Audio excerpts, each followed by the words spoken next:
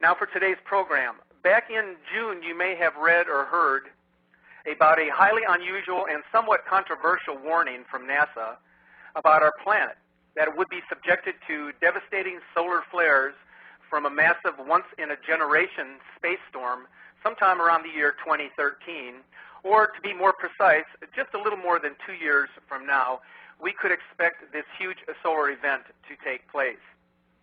So serious were NASA's warnings that they actually convened a space weather conference in our nation's capital to discuss the necessary precautions that would be required in order to step up national security and emergency action in anticipation of a catastrophic event from space.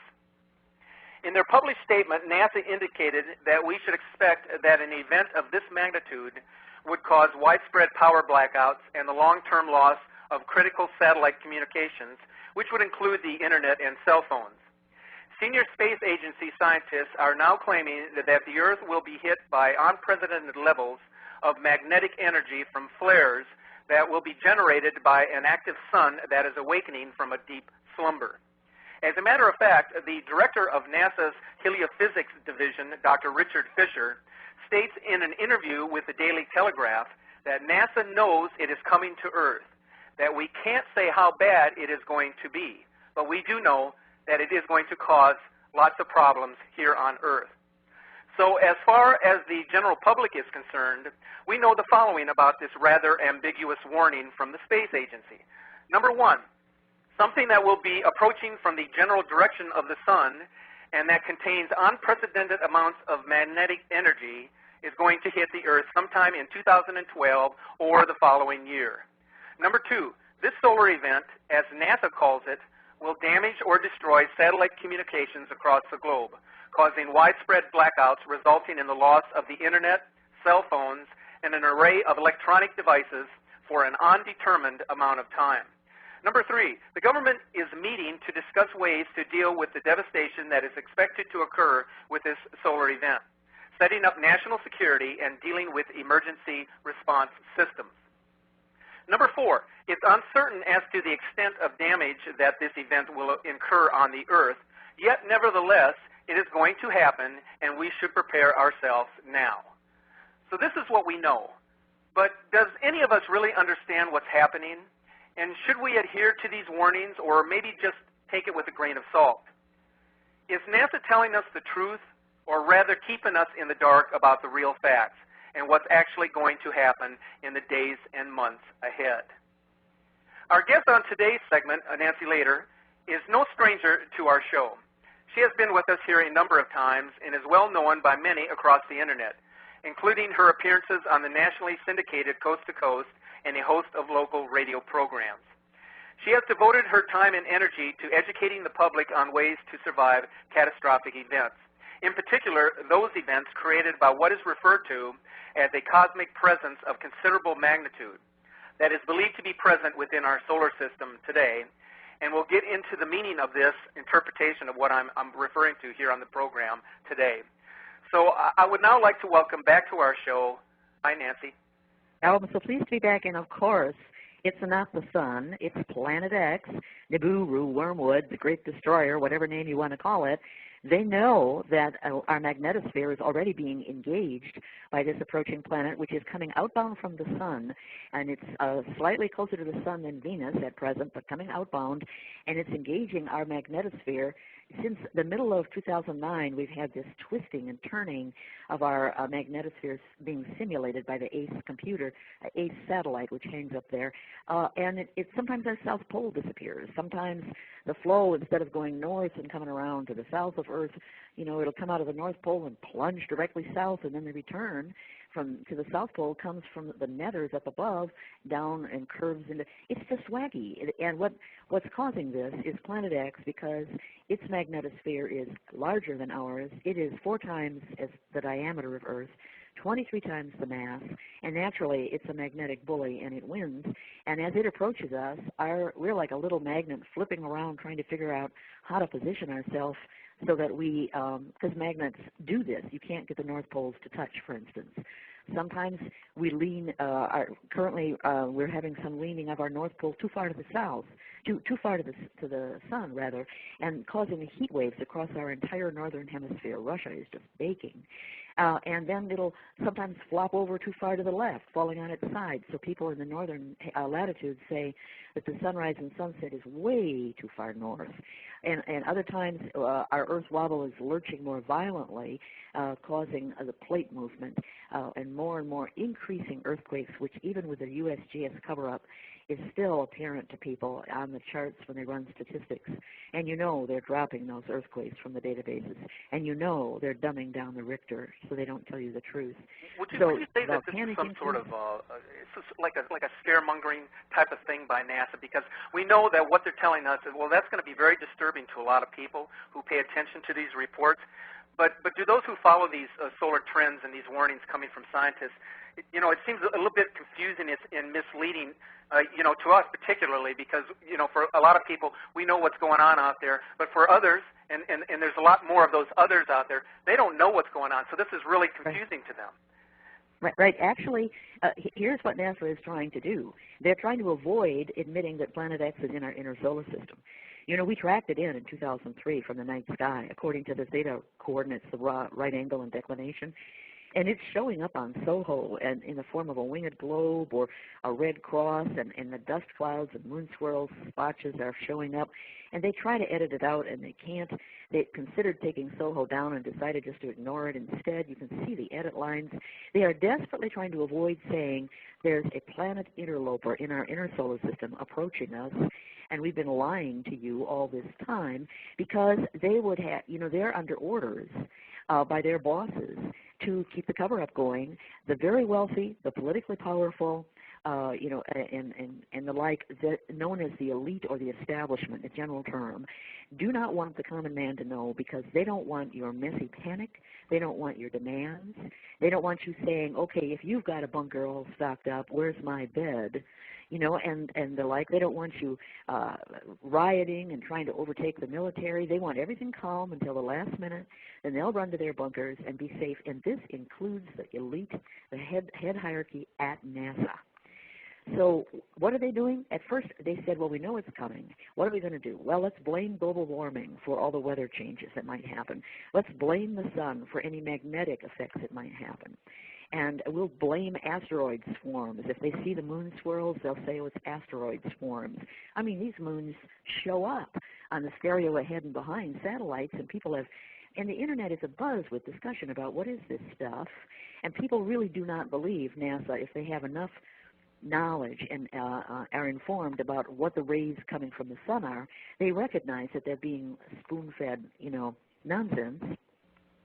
And well, here's what's really perplexing about what's going on with NASA, because they seem to be, in the last few years, they've really been wavering on this solar maximum and solar minimum stuff that's coming from these people.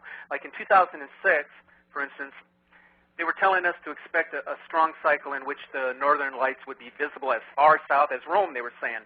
Then during the past couple of years, in which little or no sunspot activity occurred, they told us to expect one of the weakest cycles since 1928. And so now, in the past couple of months, in which the sun has awakened from its slumber, the folks over there at NASA are suddenly worried about this catastrophic solar storm hitting the Earth in the next couple of years.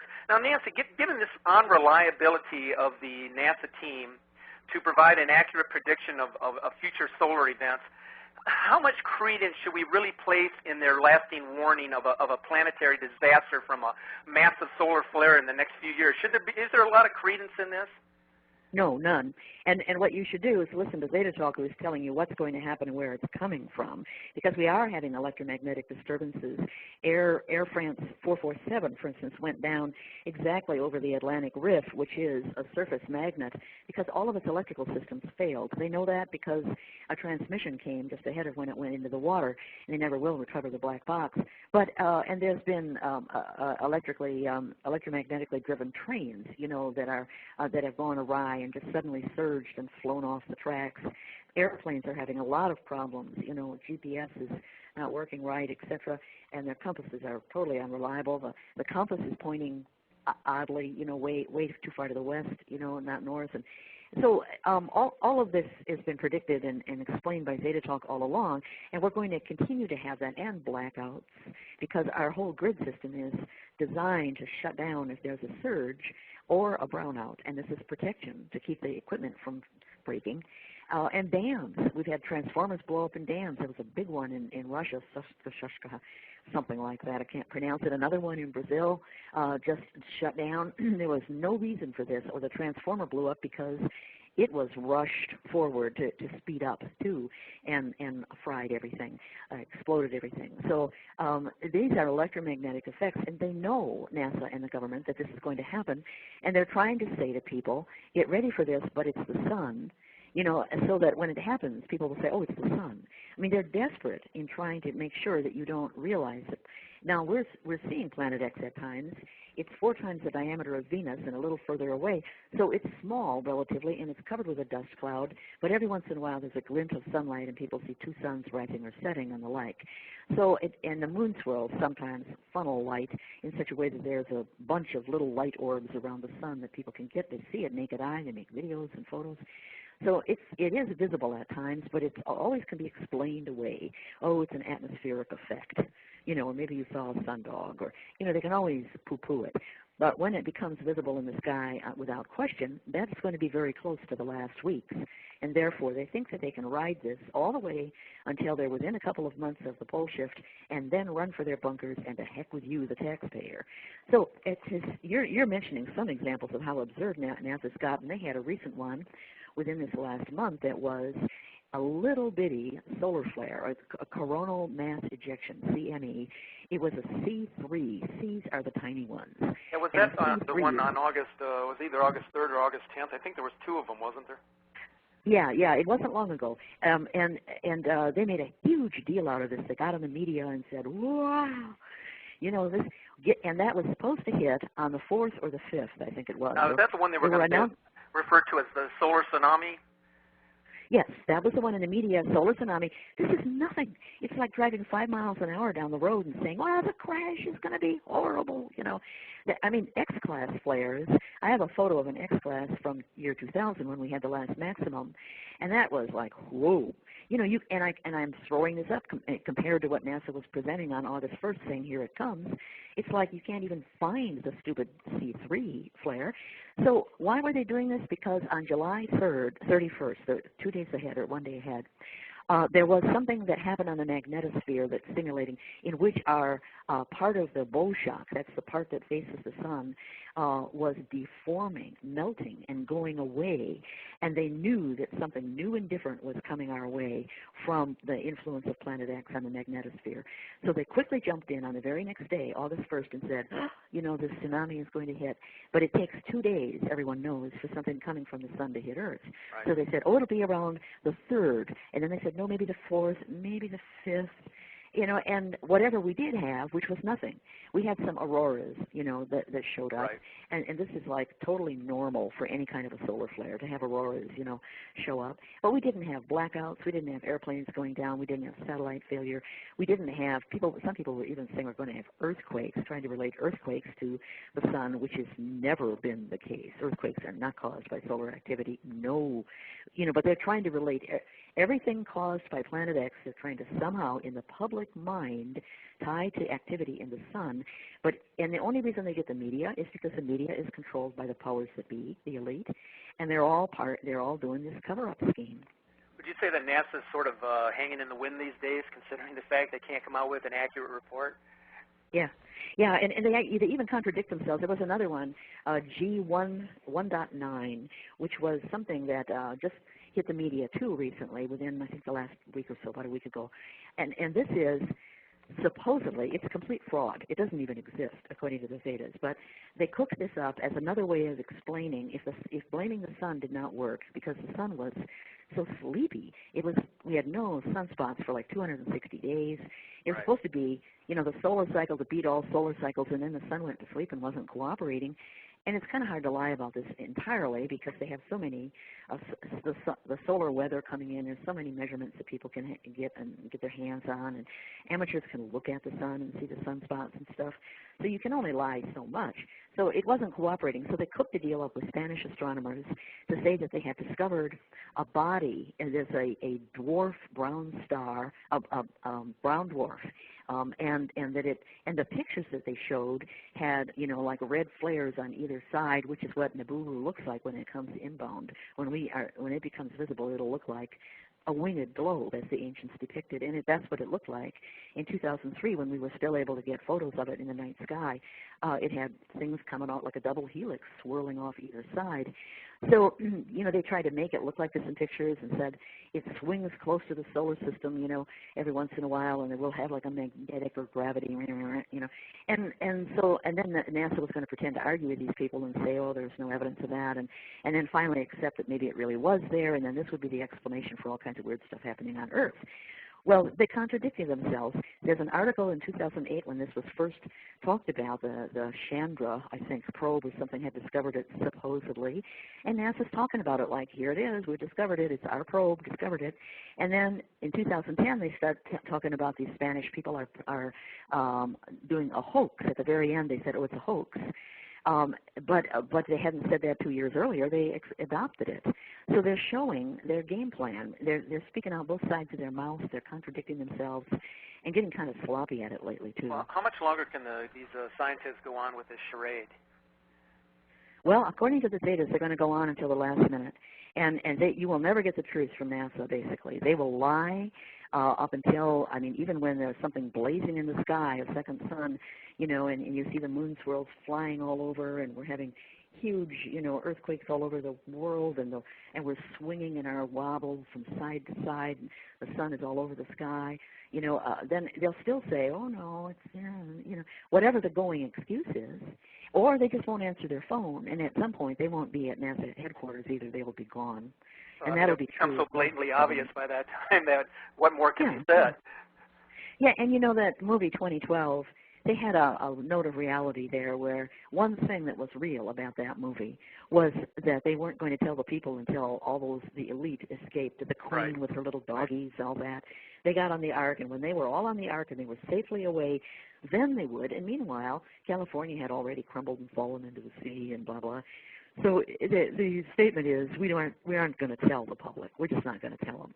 We're going to save our sorry behinds, but we're not going to tell them. And that's what the answer. You know, what I find so curious is, you know, of course, when you hear these reports, I had posted a report about the underground bunker that supposedly they're building or have built already in underneath the airport in Denver, where supposedly all the elites are going to go when this comes down.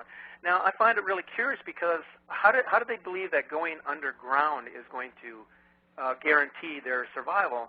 And then if they were to come back up a year from now, what are they going to come back up to? You know, this is what a lot of people are wondering. Right. Actually, the data say that these people are not really computing. You know, they're so used to shopping and having people wait on them hand and foot and just snapping their fingers and being able to arrange things the way they want, you know, because they're wealthy or politically powerful or whatever, or royalty, whatever, that they can't imagine the reality of what's really going to happen. In the first place, you know, there is going to be hurricane-force winds, magnitude 9 earthquakes everywhere, but, you know, the way to survive all of that is to have a small trench like a ravine and get in there and maybe, you know, pull a board over you, a sheet of sheet metal, weigh it down with rocks so the wind can't lift it, and you'll be fine against any flying debris. The wind will go right over you. Nothing will cover you. Nothing will fall on you to kill you during the earthquakes. And then go back and get out and see if your house is still standing and pick up from there. But if you go into underground bunkers, that can be a death trap. Can you imagine the elevators not working or the entryway just shut because there was a rock shift? You know that's likely to happen. So these people are building their own tombs, but they're trying to escape the winds. They're trying to escape the public. They don't want the public banging on their doors. So they open the doors. Let's say this works. They have some sort of a, you know, whatever, an enclave, and they open the doors, and now they have a bunch of really angry survivors who say, you didn't tell us. You didn't, you know, warn us, and you think you're going to come and say, well, our food has run out now. What have you got for supper? And that won't work at all. You know, they'll be turned on by an enraged survivor community. So what about their militia, their guns, the military that they're going to have? Well, you know, the only reason that hired guns humans work, and that's what the military is because they've been guaranteed a pension and medical care and and they're well paid and all the rest of that stuff. But if you can't guarantee that stuff anymore, why do they have to listen to their old bosses? So Mr. Rich over here hires militia, and the minute the door is shut, the militia says, Mr. Rich can go clean the toilets because I like the way his daughter looks, and where is the liquor bar? And they take over. And this, of course, is the stuff of movies all the time because that's how these people think. Blackwater, these Right. kind of people, are you going to hire them for your security? Good luck. It will last until the door is shut because there's no court system. There's no phones. They can't be called to account, for what they do to their wealthy employers or their politically powerful employers. The federal government isn't going to function. They're going to move to Denver or maybe Kokomo or some other place, and there they will argue amongst themselves and have no influence outside of their immediate room, or as far as they can throw a stone. But governments are going to be functioning only if they can really serve the people, and it'll probably be local governments, and only then if they are effective in managing. Natural leaders will emerge, and those people who got themselves elected by, hot air and strutting around and political connections or whatever the heck, they're not going to be leading. Nobody's going to buy them as leaders. You have to be able to really produce in your leadership so that natural leaders will emerge. They will often be women or even children, because children have very open eyes and actually are very resourceful. They don't have fixed thinking the way adults do. So men, say, where's the enemy? And they want to roll up their sleeves, and there is no enemy. Women are used to keeping life going, the food, the laundry, whatever, the household, take care of the sick, and they'll just up and do that, and therefore they will be leading. And that's what's likely to happen. So all this business with a carry-on government and they're going to emerge and take over, it won't happen. But they think it will. What do you make of a recent report by NASA, once again, that states that our magnetic shield, the one that protects the Earth from solar radiation, is rumbling or shaking, and that magnetic reverberations are being detected at ground stations all across the globe? What could be causing these to occur around the globe? NASA says they're unsure of the cause. What is your feeling on that? At least there's a touch of honesty in that, huh? When you have a large magnetosphere come in, we have magnetic planets. The sun is a big magnetic planet, and it does not flip.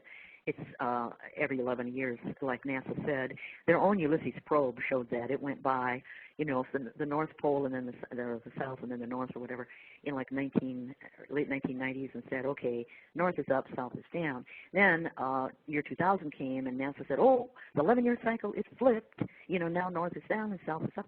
And then their probe went by again and said, nope, everything's the same. And they were so ashamed, for a while they sputtered and said maybe it had two south poles, the sun did. And finally they just stripped all that information away and pretended it never happened. But, they're still telling the lie that it flips every 11 years. So stuffed egos there. They're rigid. So what's happening now? Well, the sun is upright, and the Earth and Mercury are also magnetic, and they're pointing in the same direction as the sun. All the planets in the solar system adapt to an even larger influence because our whole solar system is part of a magnetic field of something else yet that is even huger than our solar system. We're just along one of the magnetic field lines of flow, and they've discovered that recently. They're saying it's kind of like a magnetic river waving along just outside the solar system, and the Zetas have always said this. So what happens when Planet X comes toward us? Well, magnets like to either go end to end, so that my North Pole is at your South Pole, right, and end to end. They snap in a line like that if you let these little magnets do that. Or side by side, they'll do that. They'll all line up side by side. But they don't like to be, every which way. The smaller magnets are encouraged to go either end to end or side by side, and I think there's even an opposition where, anything coming out of my North Pole immediately goes to your South Pole and vice versa. So it's like they're lying side by side, but your feet are in my face and my feet are in your face, that type of thing. So and this is happening to the Earth. The Earth is twisting all over the place, trying to get comfortable For years since Planet X came into the solar system, early 2004, we detected an Earth wobble, which forms a figure 8 if you're looking down on the North Pole. And I was able to compute this by collecting data from people all over the world. Where is your sun rising? What's the azimuth? That's the 360 around. Time and date, place, all that. And was able to compute how the wobble is happening, and it was always this figure 8. And that's continued up until this last month, July, in which it's a figure 8 plus more stuff. And it's all in an attempt when the North Pole, which is not quite at our geographic North Pole, it's off center a bit, comes around the horizon so that it's facing the sun and Planet X, which is coming at us from the direction of the sun, then it gets a shove. And it's shoved away. And then after it escapes around the horizon again, it can bounce back. So it's like shove, bounce, every day. And people were able to record this. We had somebody in the Ukraine that caught Jupiter at night, on film, and they said in 20 minutes it moved from this position to that position, marking the photograph, right? Overlaid photographs, kind of like long exposure. And it was astonishing. There's no way it could move that distance except that that's an Earth wobble. And people have reported laying on their backs and watching the moon, and in a very clear night, and seeing the moon, actually move in that similar manner where it either stays in place too long or moves in the wrong direction or moves too far. So the Earth wobble is very detectable if you bother to look and take measurements and not just trust and say something, like, oh, the sun is rising and setting every day. Everything's normal, because it's not. So it's all attempting to deal with this intense magnetic field which keeps crowding closer and crowding closer. It's a conflict between what the sun is telling the Earth to do, which is stand up straight, and the way I'm standing, my north is your north. It's a conflict between that and the approaching Planet X, which keeps telling it to do flip, flip, flip, try to come into some other arrangement to accommodate Planet X. And meanwhile, all these planets are kind of dithering. We have Venus kind of trapped, along with the Earth in front of Planet X, and the Earth's dark twin, which is normally opposite the sun from the Earth, so we never see it. It came around in early 2004. We got photos of it, and it's coming up behind Planet X. Behind the Earth in its same orbit, and it's stuck there. And we've got some photos of that. And all of these 4 planets, which are like sisters, dark twin Earth and Venus are the same size of each other, are stuck in front of Planet X, which is coming closer and closer. And meanwhile, they're all kind of bouncing off each other as though you are in an elevator and shaking and bing-bonging off each other. So it's not real static, and it changes, but it sure is causing earthquakes. With the state of our economy today, and of course all the many problems that face us here in this country, it seems like the idea of catastrophic solar flares is not something that's on the minds of a lot of people these days. In fact, I wonder exactly how many people are paying any attention to these warnings that are coming from NASA. And then we got to wonder why even bother to say anything to the media or to the general public about this, what they're referring to as a once-in-a-generation event. We understand why they're saying it, but what's the idea of telling it to the general public? Because the public's so concerned with other things, they're not really paying attention to what's going on. Well, they're losing their credibility. They're crying wolf. That story of the boy that cried wolf too often, and then when the wolf really came, nobody listened to him. Yeah, and that's what they're doing, because now they lose their credibility, and someone says, NASA is warning, and everybody says, because, it never happens. It doesn't happen in step. So what are they going to do? Have continuous alerts, like any minute? Well, that's what I mean. It's going to come to the point, Nancy, where they're going to say, oh, it's another warning from NASA, so what, But then maybe in this future event that's going to take place, it's really going to be something that they should be worried about, but they're going to say, oh, I'm not worried. Right, that's true, except that the Earth changes. There's an anxiety level rising within the general public. And people have mentioned, the irritability, distractibility. People are getting sick an awful lot. You go through McDonald's, you order a chicken sandwich, and you get a hot dog, and you don't even bother to complain because it might get worse. People are distracted, and they know something's wrong. They sense they're being lied to. The other day, about a month ago, the sun came up almost an hour early where I am. I was stunned. I said, oh boy, it's so far north and it's awfully early. And I checked in and it was 5:15 and it wasn't supposed to even rise until 5:45, and it was up, up above the hill and my neighbor's roofs, so I could see it. So, and then went right back the next day to not being there. If you're a citizen and you see something like that, you have an uneasy feeling that something's going on. Has right? this phenomenon been occurring in other places besides your locale? Oh, sure.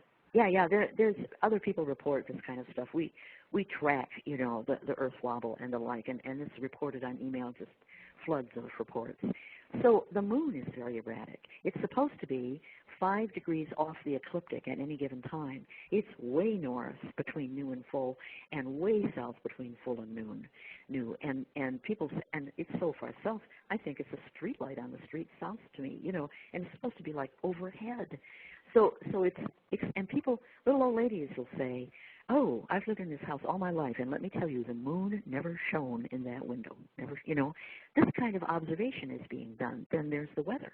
The weather is so extreme, and they tried to blame global warming, and then global warming was proven to be a hoax, and more dirt is coming out about that, about, how they played with the data, cherry-picked the data, and the like, and it's not true. Although there is heating from the core of the Earth up, this is not man-made. If the rock is warmer down lower than it is up higher toward the surface, well, how can that happen, if the heat is drilling down? So it's not global warming, so they can't blame that, but the weather is just wild. Droughts and deluge and intractable and switching about and vertical jet streams instead of horizontal jet streams, and people know something is wrong. Of course, we always get a logical explanation from the media and from meteorologists and weather people about why these events are taking place. Yeah, but after a while, when there's so many facets, it's where the sun and the moon and the constellations are, what's happening with the weather, and there's crop failures, so the economy is bad, and food shortages are starting to show up, mostly with empty shelves, and the prices have gone up, but there's a lot of price controlling going on behind the scenes so that the public does not panic. Starvation is increasing around the world. You just ask the UN. They've been reporting it for a few years already. And they know that something is not right, but it's too multifaceted. It's not just that the compass is wacky, or that the electronics go wacky every now and then, but it's the constellations, the sun and the moon and the weather, and the general feeling, that they're being lied to, that they're not being told the truth. There's a perception in the public that government is lying to them just because it is not addressing the weather extremes and what they're seeing.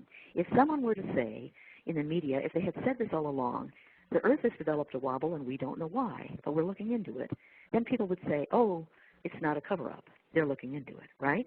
Or if, something like that. But they don't. They say, chirp, chirp, and talk about who's getting married or divorced and like that, and they never address the fact that the moon is cockamamie off its orbit. So why wouldn't you? Why would you have astronomers like NASA come out and say, blah, blah, blah, and not have them talk about why the moon is not in the right place?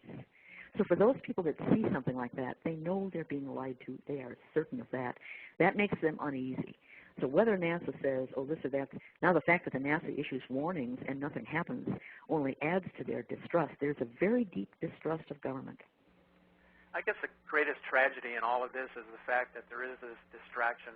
People are going about their daily lives, have no idea that anything is happening other than what they would consider to be the norm or what's being reported as the norm by the media. And yet there's all these strange and unusual things going on that people just simply aren't aware of, either aren't aware of or probably don't care.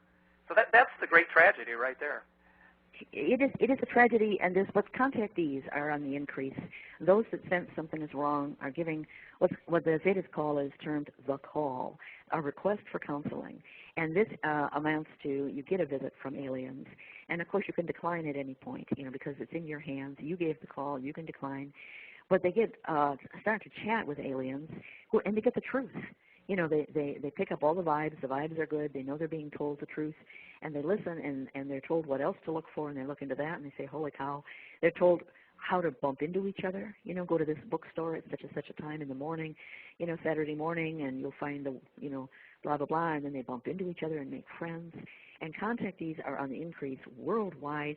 Group meetings are occurring on spaceships, or they're all taken to some big barn somewhere and have a big meeting, and they know each other. Then when they bump into each other in normal society, they have this feeling that they know the person from somewhere, and they just get along with them right from the start, so that future survival communities are already being formed by this means where you meet people. And this is what people are doing with their anxiety, because they know they can't trust the media. They are reaching out and, in essence, seeking information from elsewhere, and they're getting it from the visitors. Okay, we're going to take a short break here, and when we come back, we're going to be talking about these extraordinary Earth and climate events that Nancy and I have been talking about that are happening now and are continuing to happen, and what we're going to find out, or try to find out if we can, what could be causing these great disasters. So stay tuned, and we'll be right back. Okay, we are back with our guest, Nancy Lay. This year we are seeing a number of record-breaking climate-related events happening all over the world. If you haven't been following the news, let me just recap some of these events. And I would ask you to bear with me here for just a moment, because this will be leading up to my next question for Nancy. This year started out with a bang when the Caribbean country of Haiti suffered a catastrophic earthquake, so tremendous that it virtually destroyed most of the infrastructure and buildings in the capital of Port-au-Prince. The country is still picking up the pieces from that disaster, while they still await the monetary aid that was promised or pledged in their recovery process. After about a month later, in February of this year, a massive quake occurred along the coast of Chile.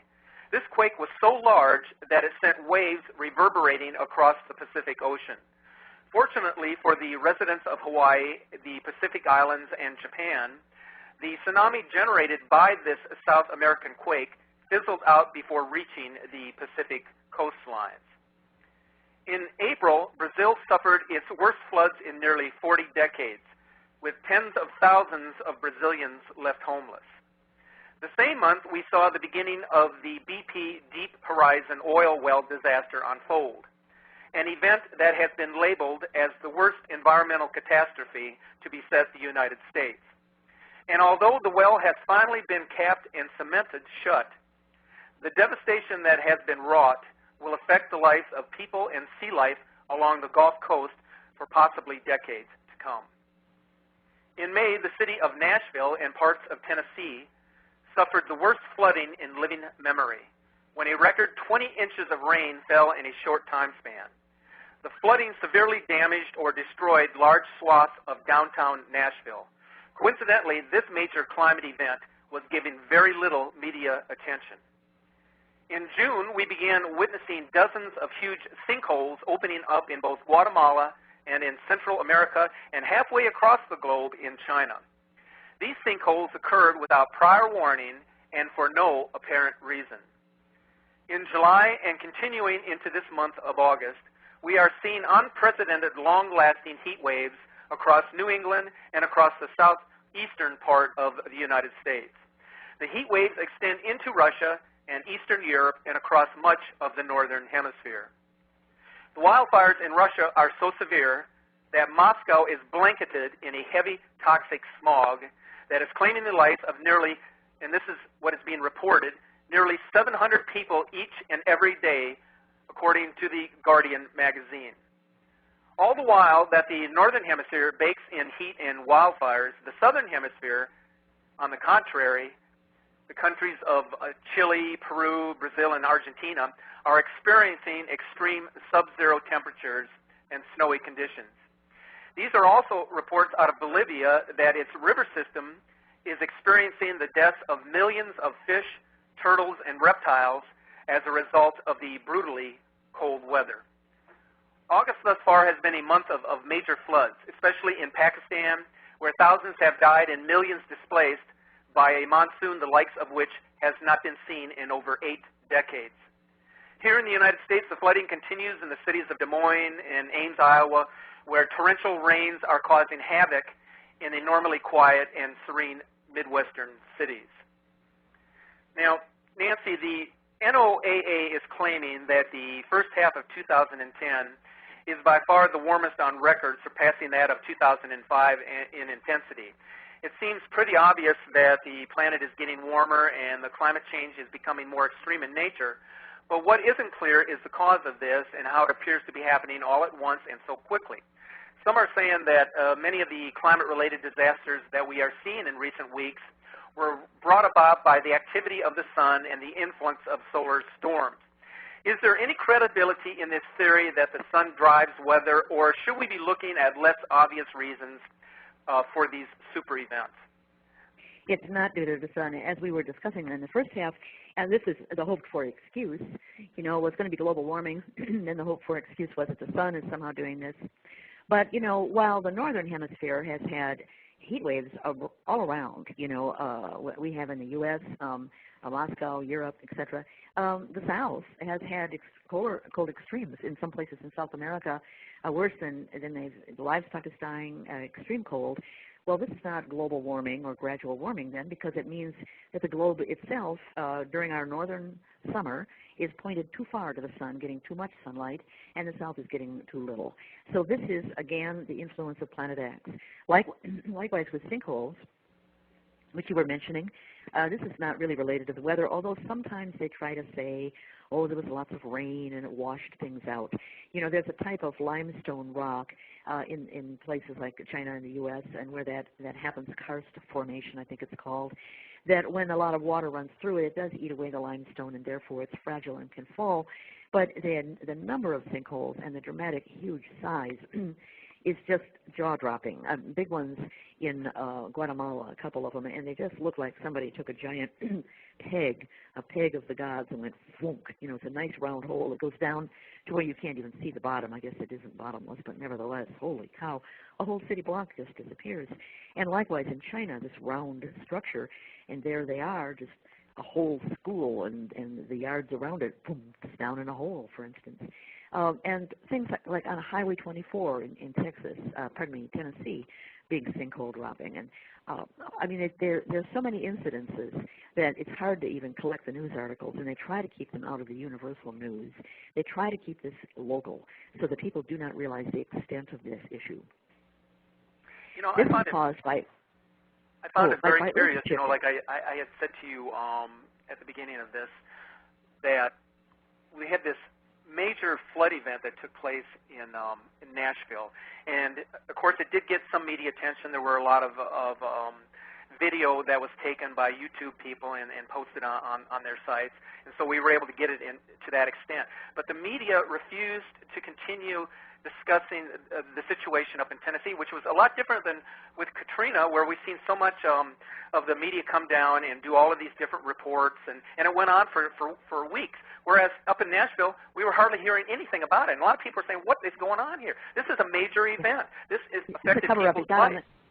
It got on the cover-up list, and there's things that are on, and they gradually get on, like anyone saying, oh, I saw two suns rising or two suns setting. You'll never hear a mention of that, and they've stopped showing live sunrise and sunsets behind the weatherman, because the weatherman would sometimes turn around and say, holy cow, when the double sunrise or sunset would show up. So that's a no-no. Fireballs screaming in because the debris in the tail of Planet X is in our atmosphere. This increase is just humongous. It used to be like once every, 10 years or something, you'd have a big bolide like that come in. And now it's like every couple of months somewhere. It screams across several provinces or several countries. But, they try to keep it out of the national media. The Internet, of course, it goes a little viral. That they can't control that. That's another no-no. Don't talk about fireballs. Now it's sinkholes. Now it's deluge and floods, obviously. You've just pointed out. Keeping the number of earthquakes and the size of them out. They dumb down the statistics. They take the earthquakes out of the database, and if it's a 7, they make it a 5.2, like that. And you can tell this when they first started doing it, because magnitude is associated not only with the force of the thrust, but also by the area affected, and it can be computed. And people would say, I'm telling you, that was not a 5.2, that was a 7.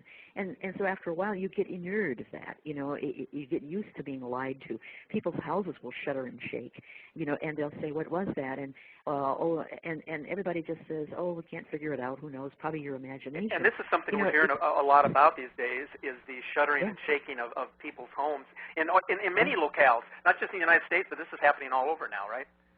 There's a cover-up that goes on, and it's caught at a high level with the media. The media is owned by the power brokers, the wealthy and the powerful, and they will just say, and anyone who refuses to cooperate with this no longer has a job.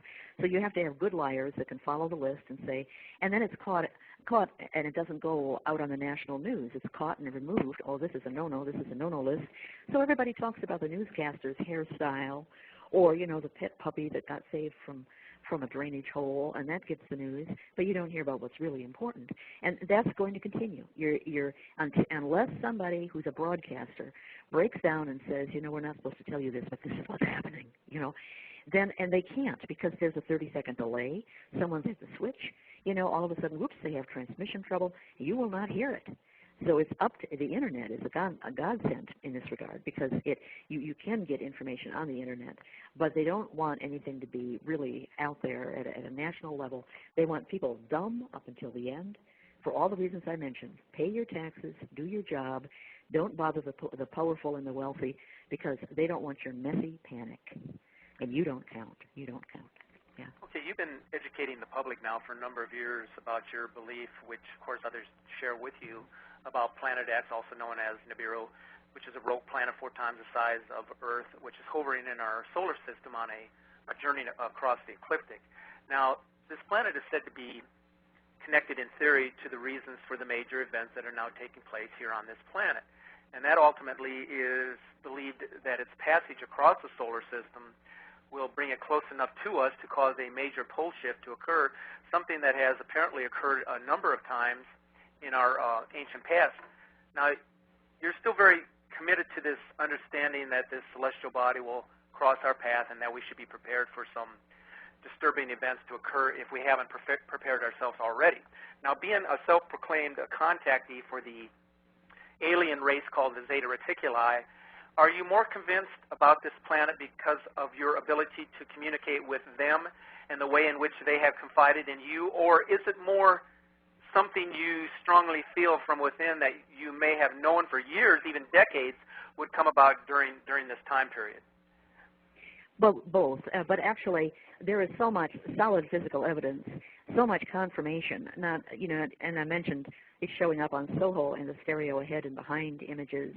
That its presence is there. Recently, we've had images on the stereo ahead and behind, which are 2 satellites slightly ahead and behind the Earth in their orbits, and they try to see behind the sun what's going on.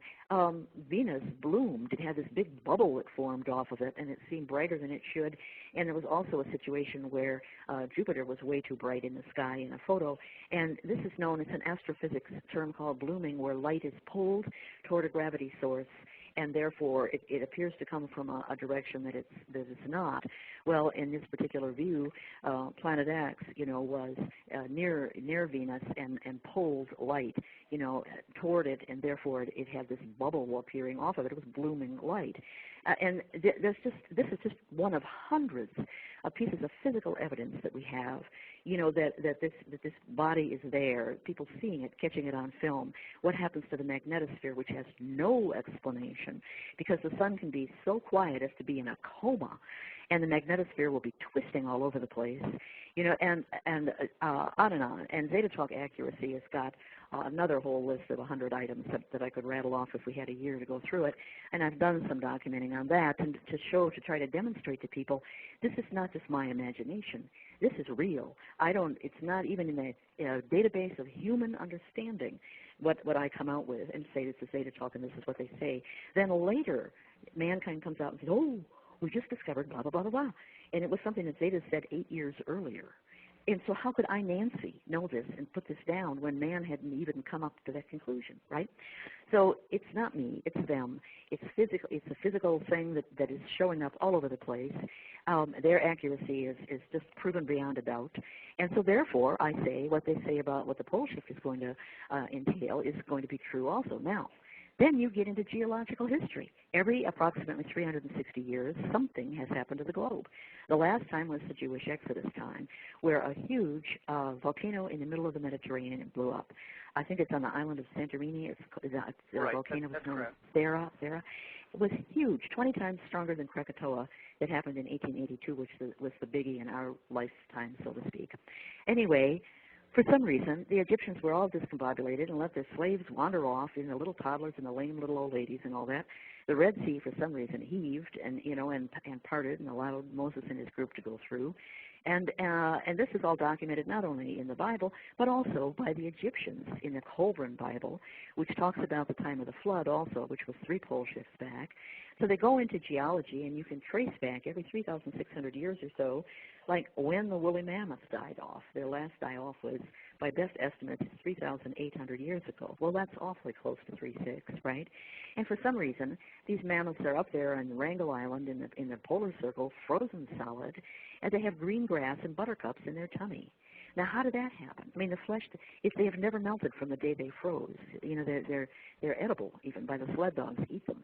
So what do? Get scared by a mouse and thunder up to the Arctic Circle? Clearly, there was a crustal shift, right, around the time of the Jewish Exodus. Potsdam University has computed that there was a shift in the axis during that time, and we moved south, which is why the Sahara got more desert-like.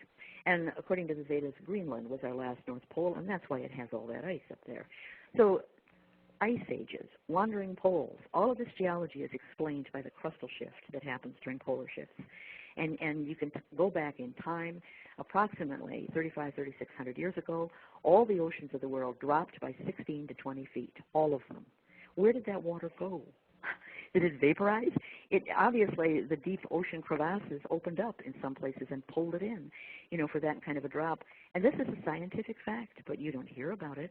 You hear the opposite. Whenever anyone on the media is talking to you about, geological changes, it's millions and millions of years ago, and, this kind, and it's the cover-up. But sometimes on the History Channel, they're getting pretty good about hinting around like crazy and saying this is our past, and this is what, more and more facts are being given to people. I believe you think it would be Discovery. Planet X on the History Channel, or Discovery was one of those two.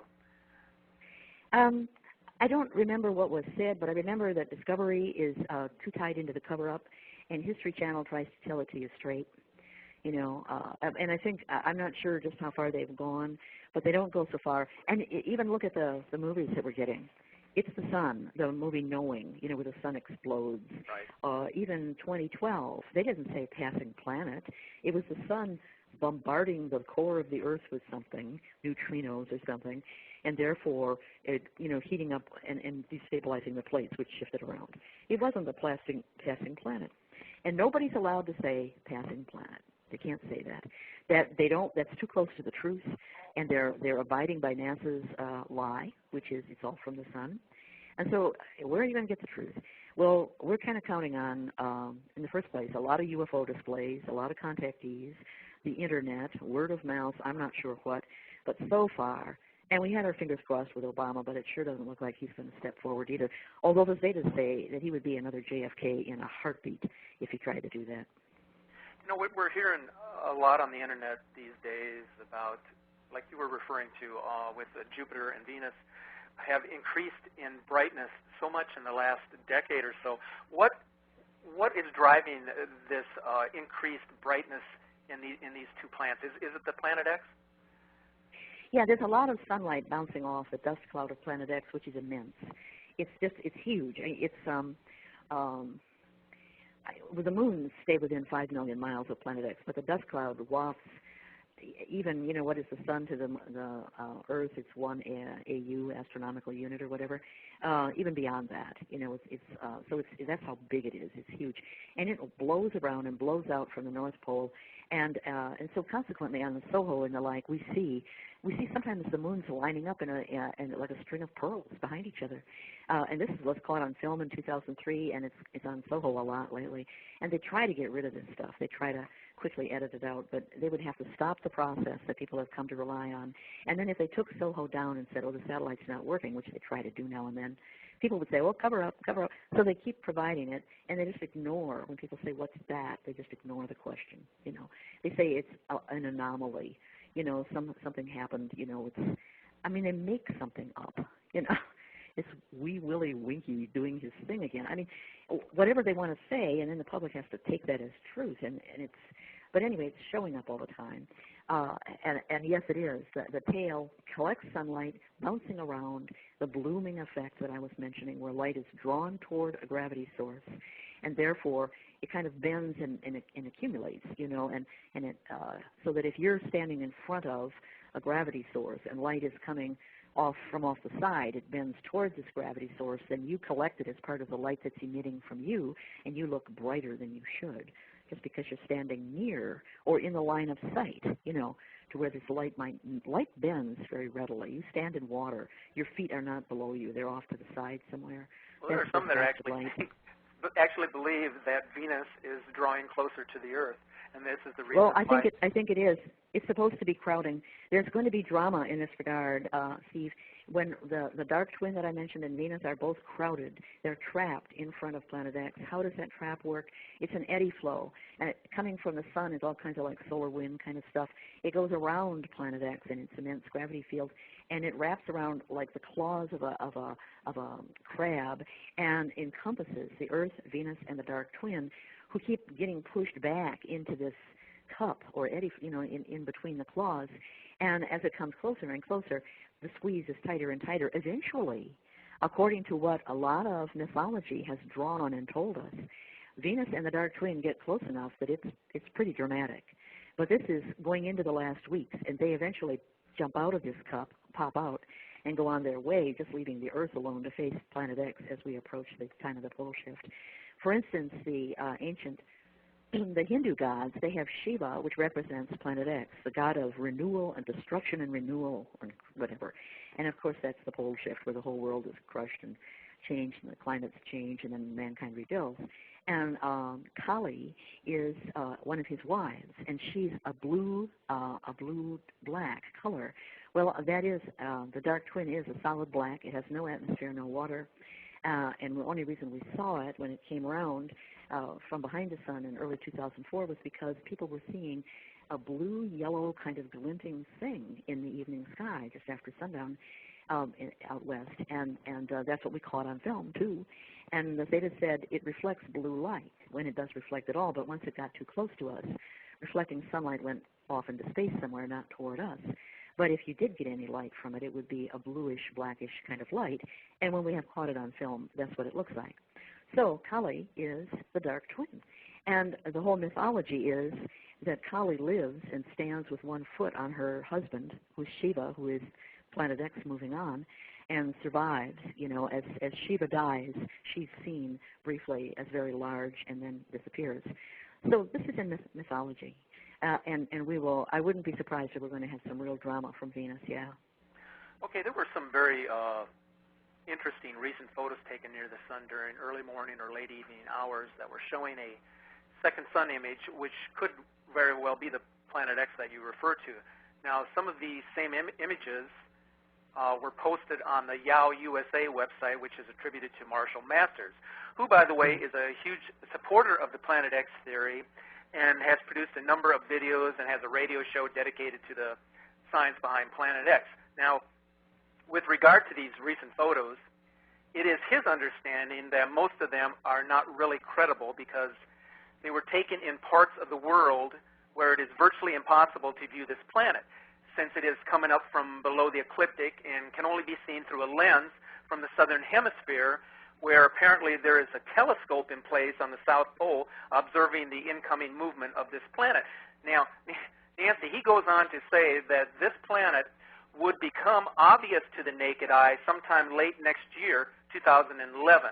So, Nancy, would you consider Masters' assessment to be accurate regarding visibility, and what do you make of his questioning the authenticity of these photos? Yeah, I hear you. I think he gave in to the cover-up. I think he was leaned on. He knows.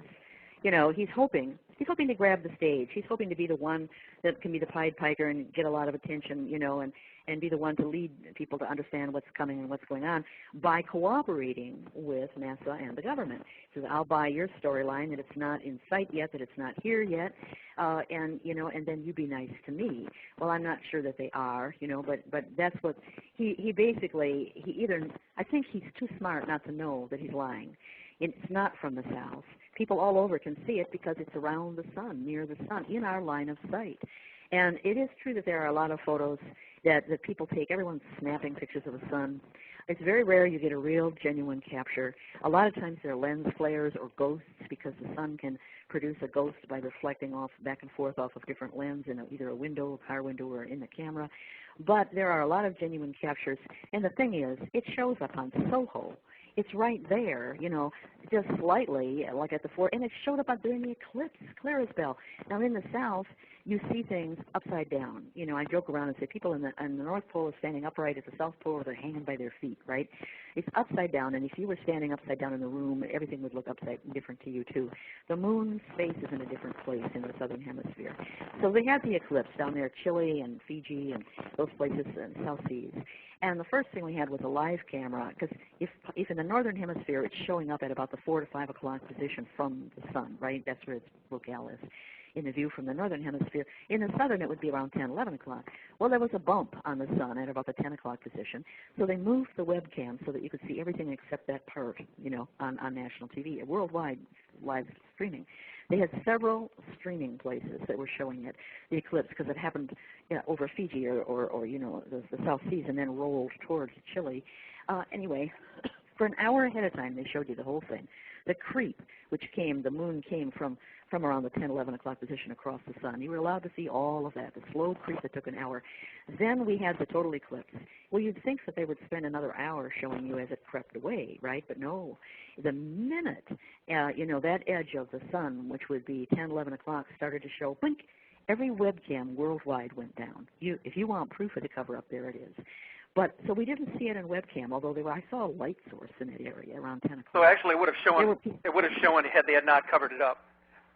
Well, had they not taken the webcam down, you would have seen it, you know. But they took it down before that part of the sun's corona could be seen, where you could see is there an extra body at 10, 11 o'clock?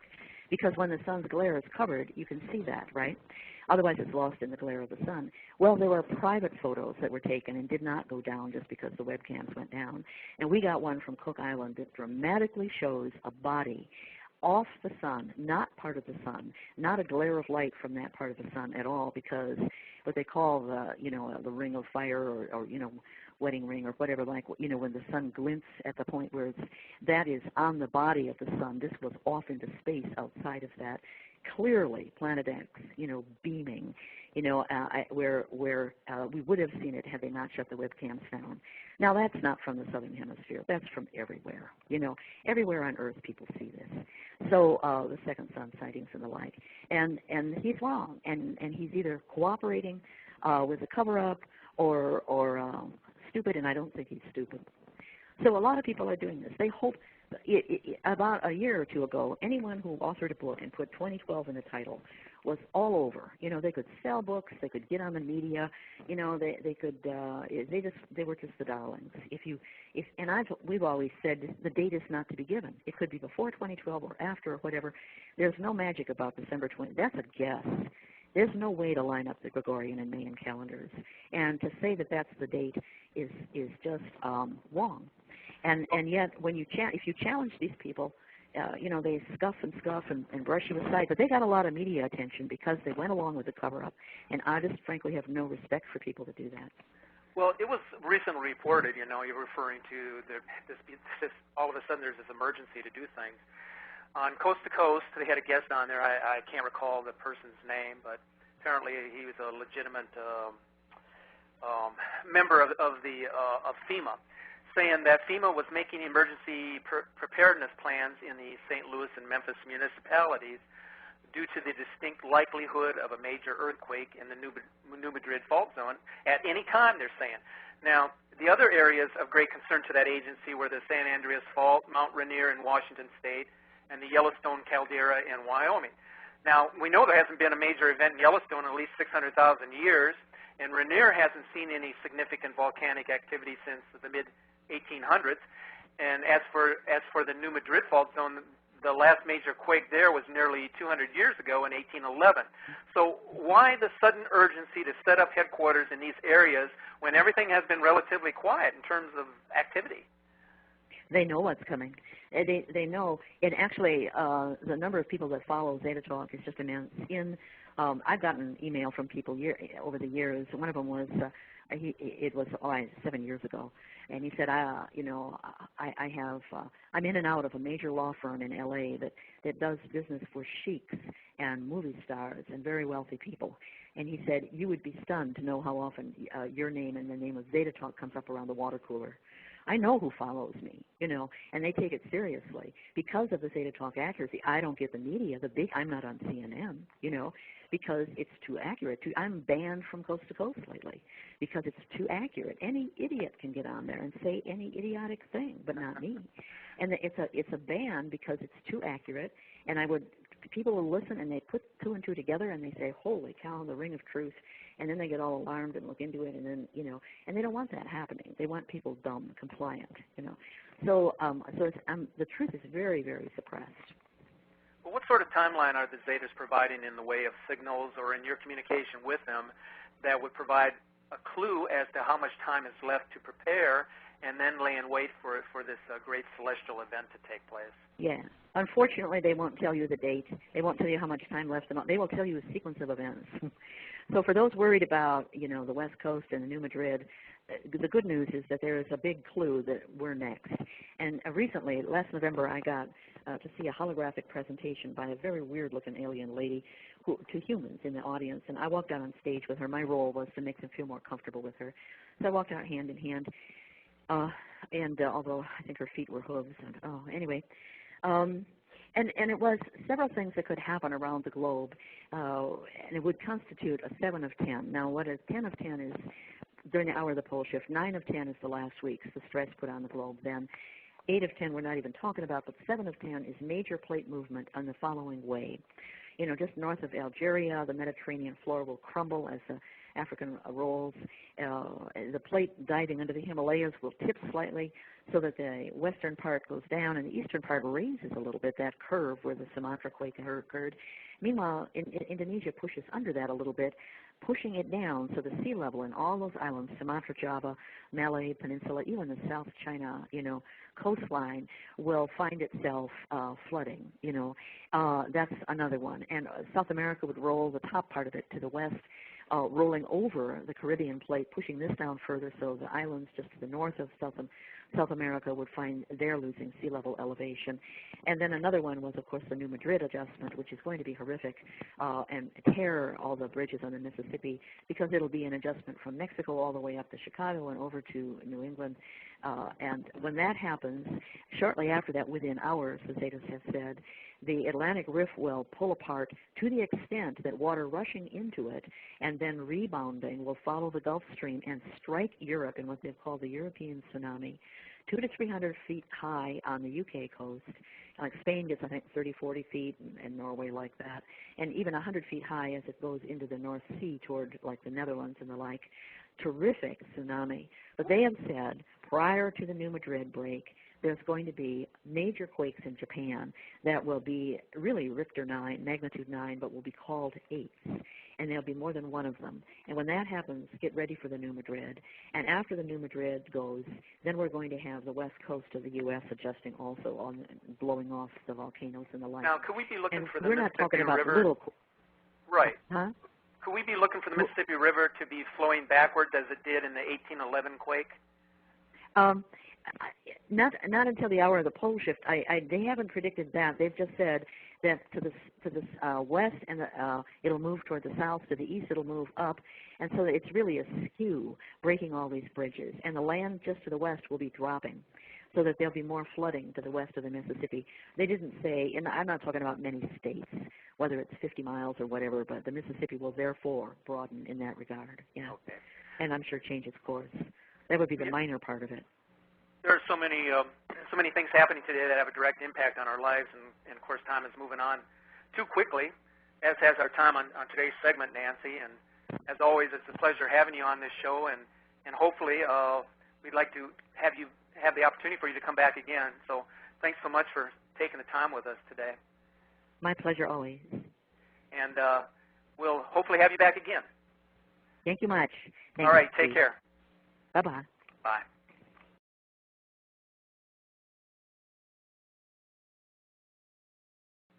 Now for today's program. Back in June, you may have read or heard about a highly unusual and somewhat controversial warning from NASA about our planet, that it would be subjected to devastating solar flares from a massive once-in-a-generation space storm sometime around the year 2013, or to be more precise, just a little more than 2 years from now, we could expect this huge solar event to take place. So serious were NASA's warnings that they actually convened a space weather conference in our nation's capital to discuss the necessary precautions that would be required in order to step up national security and emergency action in anticipation of a catastrophic event from space. In their published statement, NASA indicated that we should expect that an event of this magnitude would cause widespread power blackouts and the long-term loss of critical satellite communications, which would include the internet and cell phones. Senior space agency scientists are now claiming that the Earth will be hit by unprecedented levels of magnetic energy from flares that will be generated by an active sun that is awakening from a deep slumber. As a matter of fact, the director of NASA's Heliophysics Division, Dr. Richard Fisher, states in an interview with the Daily Telegraph that NASA knows it is coming to Earth, that we can't say how bad it is going to be, but we do know that it is going to cause lots of problems here on Earth. So as far as the general public is concerned, we know the following about this rather ambiguous warning from the space agency. Number one, something that will be approaching from the general direction of the sun and that contains unprecedented amounts of magnetic energy is going to hit the Earth sometime in 2012 or the following year. Number two, this solar event, as NASA calls it, will damage or destroy satellite communications across the globe, causing widespread blackouts resulting in the loss of the internet, cell phones, and an array of electronic devices for an undetermined amount of time. Number three, the government is meeting to discuss ways to deal with the devastation that is expected to occur with this solar event, setting up national security and dealing with emergency response systems. Number four, it's uncertain as to the extent of damage that this event will incur on the Earth, yet nevertheless, it is going to happen and we should prepare ourselves now. So this is what we know. But does any of us really understand what's happening? And should we adhere to these warnings or maybe just take it with a grain of salt? Is NASA telling us the truth or rather keeping us in the dark about the real facts and what's actually going to happen in the days and months ahead? Our guest on today's segment, Nancy Later, is no stranger to our show. She has been with us here a number of times and is well known by many across the internet, including her appearances on the nationally syndicated Coast to Coast and a host of local radio programs. She has devoted her time and energy to educating the public on ways to survive catastrophic events. In particular, those events created by what is referred to as a cosmic presence of considerable magnitude that is believed to be present within our solar system today, and we'll get into the meaning of this interpretation of what I'm referring to here on the program today. So I would now like to welcome back to our show, hi Nancy. Oh, I'm so pleased to be back, and of course, it's not the sun, it's Planet X, Nibiru, Wormwood, the Great Destroyer, whatever name you want to call it. They know that our magnetosphere is already being engaged by this approaching planet, which is coming outbound from the sun, and it's slightly closer to the sun than Venus at present, but coming outbound, and it's engaging our magnetosphere. Since the middle of 2009, we've had this twisting and turning of our magnetosphere being simulated by the ACE computer, ACE satellite, which hangs up there. And sometimes our south pole disappears. Sometimes the flow, instead of going north and coming around to the south of Earth, it'll come out of the North Pole and plunge directly south, and then the return to the South Pole comes from the netters up above, down and curves into. It's just wacky. And what's causing this is Planet X, because its magnetosphere is larger than ours. It is 4 times as the diameter of Earth, 23 times the mass, and naturally it's a magnetic bully and it wins. And as it approaches us, we're like a little magnet flipping around trying to figure out how to position ourselves so that we, because magnets do this. You can't get the North Poles to touch, for instance. Sometimes we lean, currently we're having some leaning of our North Pole too far to the south, too far to the sun, rather, and causing heat waves across our entire northern hemisphere. Russia is just baking. and then it'll sometimes flop over too far to the left, falling on its side. So people in the northern latitudes say that the sunrise and sunset is way too far north. And other times our Earth wobble is lurching more violently, causing the plate movement and more increasing earthquakes, which even with the USGS cover-up is still apparent to people on the charts when they run statistics. And you know they're dropping those earthquakes from the databases. And you know they're dumbing down the Richter so they don't tell you the truth. Would you say that this is some sort of like a scaremongering type of thing by NASA? Because we know that what they're telling us is, well, that's going to be very disturbing to a lot of people who pay attention to these reports. But do those who follow these solar trends and these warnings coming from scientists, it seems a little bit confusing and misleading, to us particularly, because, for a lot of people, we know what's going on out there, but for others, and there's a lot more of those others out there, they don't know what's going on, so this is really confusing to them.